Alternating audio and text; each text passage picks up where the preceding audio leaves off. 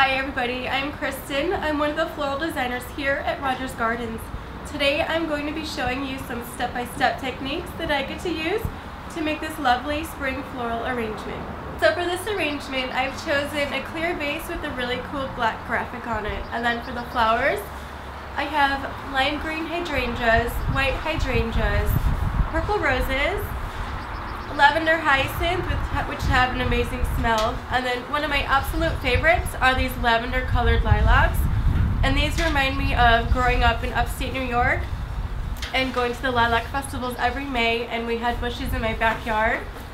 And this is an absolute reminder of spring for me, is having all these really pretty bulb flowers, and especially the lilacs.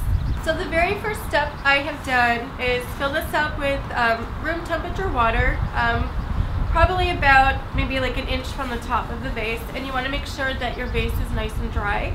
The next thing I've done, I've taken florist tape that's clear, and I've made a grid going across the top in a 3x3 section, and then I've taped it around the perimeter. And what this does is it creates a grid for when you're placing your flowers so they don't kind of move around, they'll stay in the vase. And you don't want to use Scotch tape, you need to get a professional grade florist tape in order for this to work. So once you have your vase taped, I'm going to start by putting in my white hydrangeas, and I think I have 3 of them here. And I'll do them in a triangle. So once you have those in, you can do your green ones. And you want to make sure you don't have any leaves going in the water.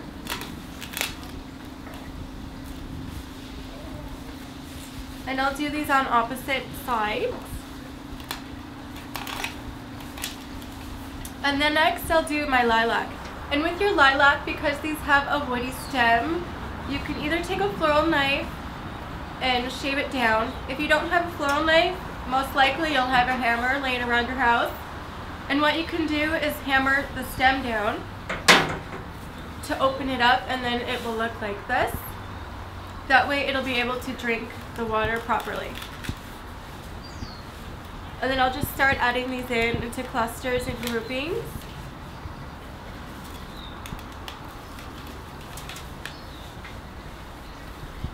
And now it's really starting to look like spring.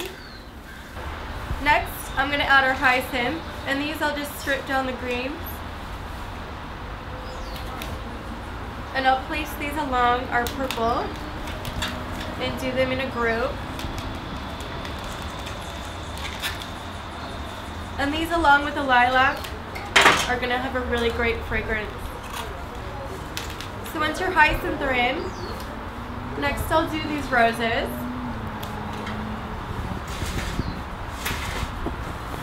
And I'll do these on the opposite side, but also along the purple lilac. This way your eye's not going to jump all over the arrangement. It'll kind of focus into one area. If you notice, I'm doing them at different heights, and this creates a lot of depth to your arrangement. That way things aren't all at like one level. So I can do 3 there, and then I could do the other 2 on this side.